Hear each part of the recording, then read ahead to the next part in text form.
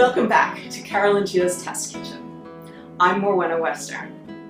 In this episode, I am going to make candied violets. And I'm going to be using a recipe from Eleanor Fettyplace's recipe book.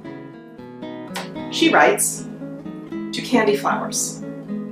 Take your flowers and spread them abroad on a paper. Then clarify sugar as you do for rock candy. Let it boil till it be more than candy height. Then put in your flowers with the stalks upward and the flowers downward. As soon as they be through wet in the syrup, take them out and with a knife spread them abroad on a pie plate and set them where they may dry. The questions here are how much sugar and water to make a syrup, and what exactly is more than candy height?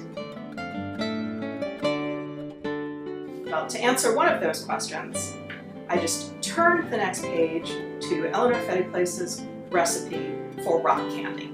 She does give a hint about what candy height is and how hot the syrup should be. Let it boil till it bubble up in great bubbles. Then dip your finger in it and pull them asunder. And when it draws out in a string between your fingers and breaks in the middle and shrinks upward like a worm, it is enough. The second question was, so how much sugar and how much water should I use to make the syrup? So I turned to Martha Washington's book of cookery. Despite the 18th century sounding name, it actually contains some recipes from the 16th and 17th centuries. She says, take violets which are new and well colored, weigh them, and to every ounce of flowers, take 4 ounces of very white refined sugar, and dissolve it in 2 ounces of water. So boil it till it turn to sugar again.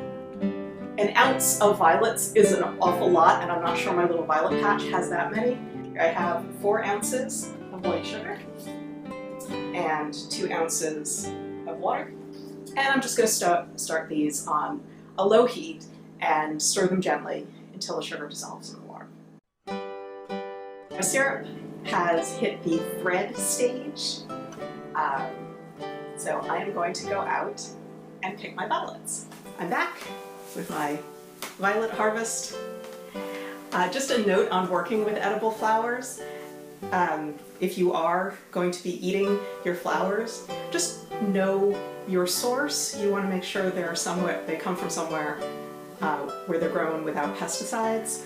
I grow my own violets. Now I'm going to give these a good wash because they're probably a bit dusty, and we have feral cats who like to play in my garden. Back in a sec. I'm just going to follow Lady Fettyplace's directions. Take the flower, stem uppermost, dip it into the syrup, and when it is wet through, put it here on my pie plate and use a knife to open up the petals, which is easier said than done.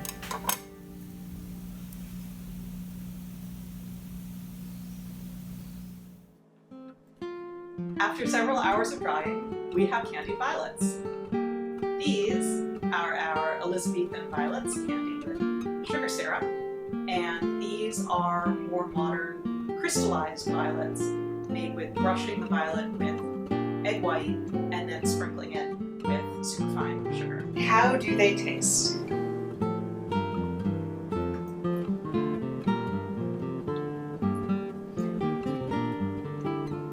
It's really a matter of texture rather than taste.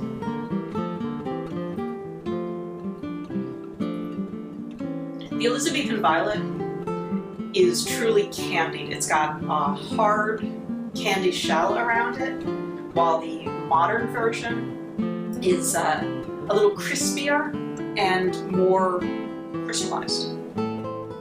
There you have it, candied violets, Lady Fettyplace's way. I hope you enjoyed this episode of Carolingia's Test Kitchen, and until next time, keep cooking.